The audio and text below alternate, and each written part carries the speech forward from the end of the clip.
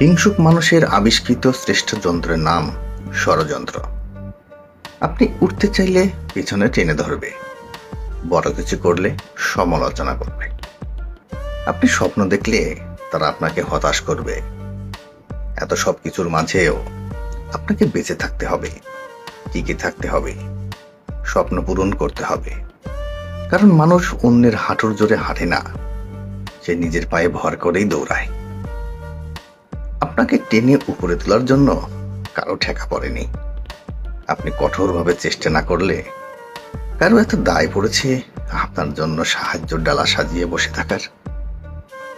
পৃথিবীটা অনেক নিষ্ঠুর, এখানে সবাই স্বার্থপর। আপনার বেঁচে থাকার কারণ আপনাকেই সৃষ্টি করতে হবে। কেউ আপনাকে সাকসেস হওয়ার আগ পর্যন্ত পাত্তা দেবে না। অনেকেই আপনাকে কথা দিয়েও কথা রাখবে না, এমনকি অনেকেও আপনাকে ঘন্টার পর ঘন্টা অপেক্ষায় রাখবে। কারণ সাকসেস হওয়ার আগ পর্যন্ত সবাই ধরে নিবে আপনি একটা অপদার্থ। এভাবে 10 ঘন্টা দাঁড়িয়ে অপেক্ষা করলে আপনার সমস্যা কিসের?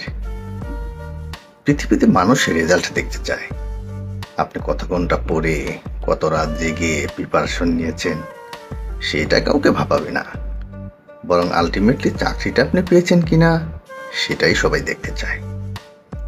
সচিন কয়টা ছক্কা মারার চেষ্টা করেছে তাতে কার কি আসে, বরং কয়টা ছক্কা তিনি মেরে টিমকে চ্যাম্পিয়ন করেছেন সবাই সেটাই দেখতে চাইবে। নেইমারের পায়ে কত মিনিট বল ছিল, কয়টা বল তিনি গোলপোস্টে থ্রো করেছেন, এসব দেখতে চায় না অডিয়েন্স। আলটিমেটলি দিন শেষে অডিয়েন্স এটাই দেখতে চায় নেইমারের টিম ব্রাজিল জিতেছে কিনা। লাইফটা রেজাল্টের উপর দাঁড়িয়ে থাকে। বিধাতা আপনাকে একটা খোলা মাঠ দিল, এখন সেই মাঠে যদি আপনি অল্প খনন করেন তবে আপনি একটা গর্ত করতে পারবেন, আর একটু বেশি খনন করলে একটা পুকুর হবে, আরো বেশি খনন করলে বিশাল দিঘি হয়ে যাবে। আপনি যা কিছু করতে পারেন।